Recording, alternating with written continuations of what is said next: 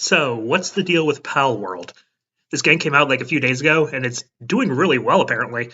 It sold like 3 million copies in 48 hours, despite being on Game Pass. Like, for a new IP like that, that's kind of insane.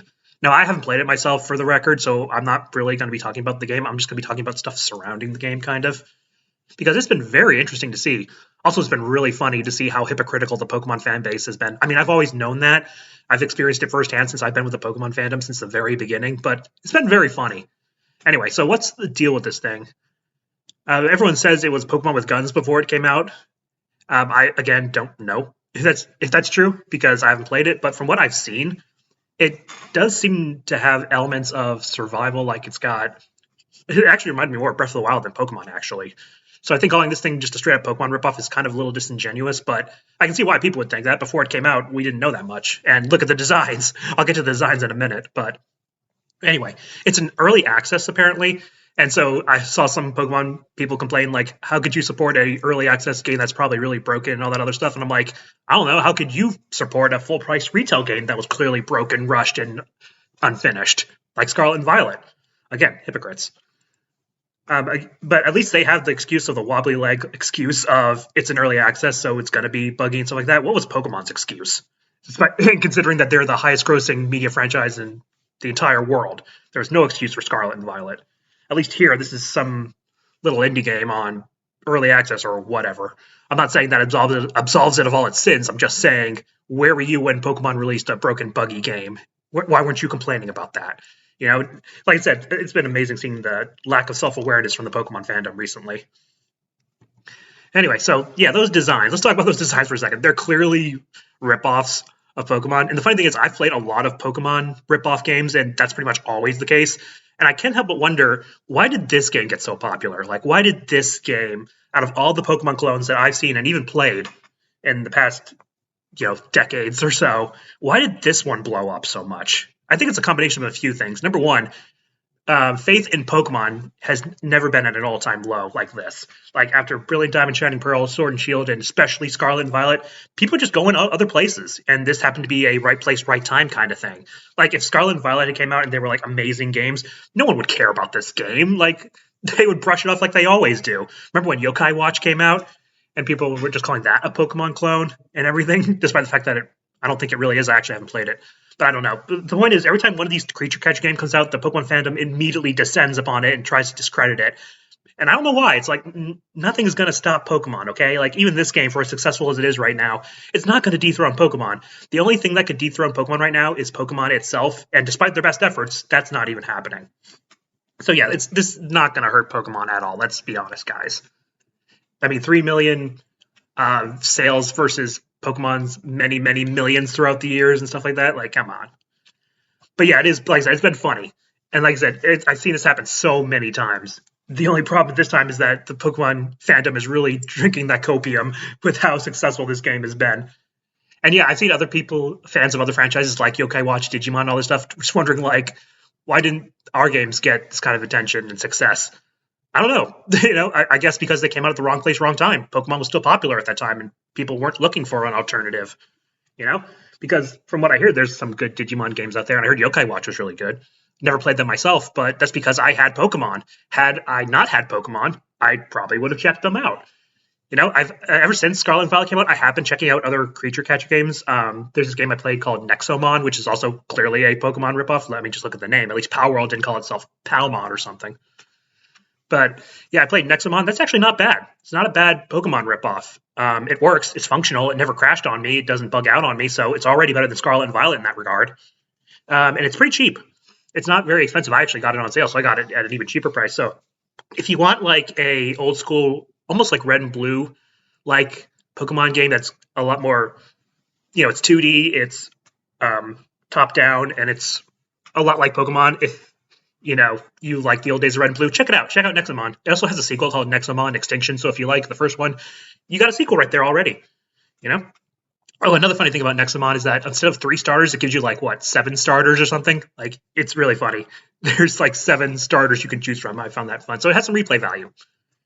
And unlike Pokemon, you can catch all the other starters in the wild because there's no second version.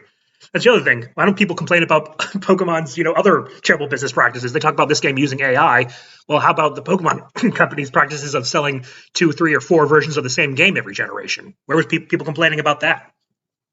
Again, so hypocritical, calling out this game for their business practices, but not saying anything about the Pokemon company's business practice. Like I said, I'm not exactly pro Palworld in this video as I am anti Pokemon Company. Like I said, it's just been very funny to watch. Like, you just replace Palworld with Pokemon, and so many of the complaints online would be exactly the same because Pokemon has done the exact same thing. Speaking of the AI stuff, though, I don't know if it's been proven that AI was used in the creation of these designs or this game or whatever. It wouldn't surprise me, honestly. Though I think AI could do a better job. But anyway, it's like AI. I don't have time to go into the whole thing about AI. I don't know much about it. But to me, AI is nothing more than a tool. It's like a hammer. It can be used for good or for ill. You can use a hammer to hammer in some nails and make a house, or you could use it to bash somebody's skull in. Same thing with AI. You can use it for good, you can use it for ill, but it's not going away. In fact, I wouldn't be surprised if the Pokemon Company uses AI in the future. It seems like something they would do, considering how lazy they are. But, whatever. AI is one of those things where it's like, yeah, it's here. It can suck in a lot of areas. We need to get some laws down for stuff, but with every new technology that comes out, we always need something like that. So I don't know enough about AI to really talk about it too much, but like I said, it's here. It's not going away. We can only hope that it's not used for too much ill. I don't really have a problem with a smaller company using AI if it helps them get stuff out, but it probably would have helped if they had come up with better designs. Like these, I don't know what's more lazy, these Palworld designs or Pokemon and their company in general. I mean, again, look at Scarlet and Violet. I mean, not just Scarlet and Violet. I mean, Pokemon's been doing the same thing since the very beginning. Like, you tell me that's not lazy? Yeah, they're not using AI, but an AI could probably make a Pokemon game because there's nothing to them. You've been doing the same thing for like 30 years or whatever. It's not that. It's not like the Pokemon company's innocent in this either. They at least this game's trying something, It may be copying other games like Breath of the Wild and maybe Elden Ring or something, I don't know. But at least it's trying something. The last time Pokemon ever tried something new was Legends Arceus, and who knows if they're going to keep that up.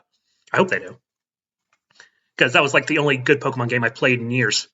Or at least interesting, because it was different, Even if Scarlet and Violet were good games, like they didn't have all the bugs, glitches, it was designed well and all that stuff, I'm not sure how much fun I'd have with it because it's just the same thing I've been doing since the original Red and Blue, which I've been with Pokemon from the very beginning. So, there's nothing there for me anymore, especially since the Pokemon designs in Scarlet and Violet weren't that good. They're better than Palworld's designs, but they still weren't that great. I think they're really running out of ideas. But yeah, Pokemon, and if this game, if it's success, I doubt this, but if this game's success lights a fire under the Pokemon Company's butt and they can actually get off in their butt and do something about it, I'm okay with that. Whatever gets the Pokemon Company off their butt and actually makes good games again, I'm all for it. I don't care if it's a rip-off game like this. Like I said, I doubt it because Pokemon still sells millions. They really aren't going to change anything if it's still incredibly successful. So it doesn't really matter how good something else does. It's more about how successful are they. And they're still very successful. And I bet you anything that this whole Palworld thing will blow over in a month. Like in a month after this, no one's going to care about this anymore. They'll probably announce a new Pokemon game and the whole Discord will start all over again. It's like, oh, wow, how broken is that game going to be when it comes out or whatever? Because Pokemon's got a lot of proving to do after Scarlet and Violet. Like, they're still broken to this day. People are like, oh, they got patched. Like, no, it didn't. Like, yeah, it technically got patched, but it didn't fix anything. It's still broken. And they're going to remain broken forever because they've released all the content for it, and now they're going to work on the next generation. They're going to be broken forever, and that sucks, I'm sick of all these games being released, being broken, and not being fixed. They should have released Pokemon in early access, because that's what it is. It feels like early access. I played early access games that were way more sturdy than Scarlet and Violet were. I played indie games that were way more sturdy than Scarlet and Violet, and they didn't cost me $60. It didn't come from the highest grossing company in the world. But yeah, I've talked enough about that. Like I said, insanely hypocritical fan base. I think the Pokemon fan base is one of the most hypocritical fan bases I've ever been in. But anyway, what do you think about this whole Palworld thing? Have you actually played it? Are you one of the 3 million people or whatever who played it? Because I'm not. I don't even know if I will ever play it because, well, I could because I recently got a Steam Deck and it technically is playable on Steam Deck. I'm not sure how good it is on Steam Deck. And I do technically have an Xbox. I mean, what am I saying? Technically, I do own an Xbox. I don't know if is it on the 360? Not 360. Ugh. I hate these Xbox names. I can't remember which one I have. What was above the 360? Xbox One or something? I have a One S, I think. I don't know. What's the new one even called? Series X? I don't. I don't know. Is it on Xbox One? I don't care. You know what? I don't think I'm going to play it anyway. I really don't care. I don't know. I just find this whole thing incredibly fascinating. I've been watching this whole thing on Twitter. It's been hilarious to watch because of how hypocritical and crybabyish the Pokemon fandom has been over a game that ultimately it's not going to matter. Like I said, in a month or something, it's not going to change anything in Pokemon. So who cares? Anyway, that's my thoughts on it. See you next time.